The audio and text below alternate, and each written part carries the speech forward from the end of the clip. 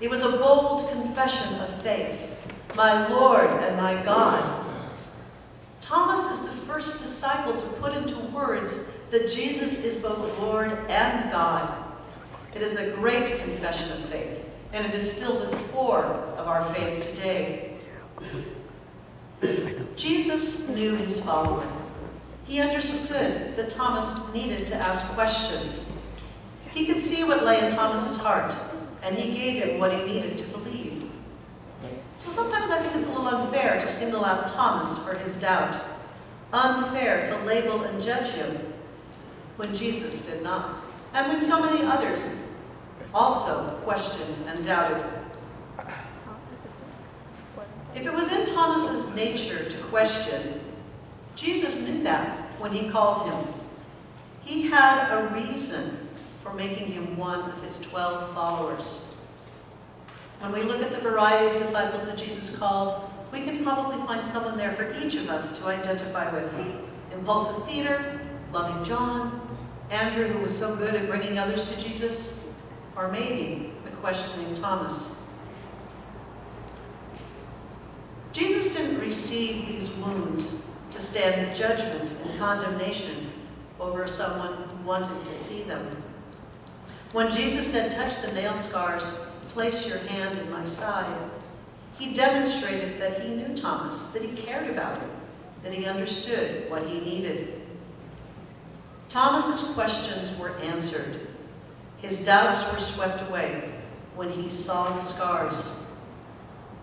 Jesus knew that on the other side of Thomas's doubt was a deep, passionate belief.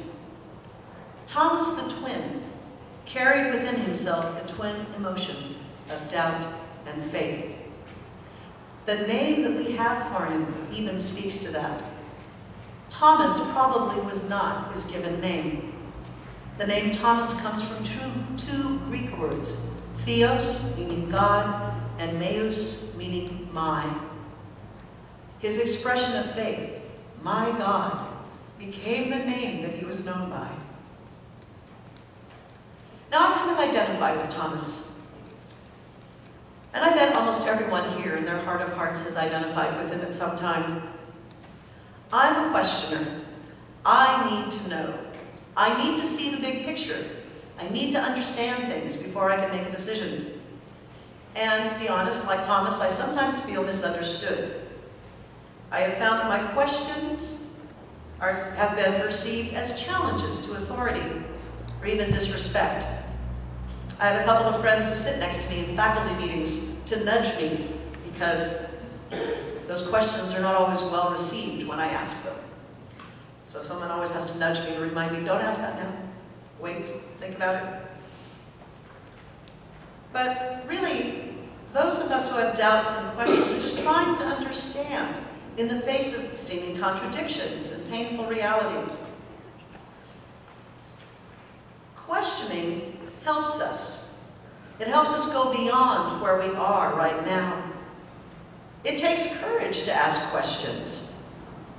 Doug is fond of saying, don't ask the question if you can't live with the answer. And that's true. Some of us don't ask questions because we're afraid of what we might learn. In school, I teach an AVID class, which is a class for preparing high school students to go on to college. And one of the things we work with very hard with them is to teach them how to ask good, meaningful questions. Why? Because if you don't ask questions, you stay stuck in the same spot. You don't move forward. The answers may not always come right away, and perhaps for us believers in Jesus, they will not even come in this lifetime. Poet Rainier Maria Rilke wrote to a young man who was having troubles with doubt, with questions, I beg you to have patience with everything unresolved in your heart and try to love the questions themselves as if they were locked rooms or books written in a very foreign language. Don't search for the answers, which could not be given you now because you would not be able to live them. And the point is to live everything.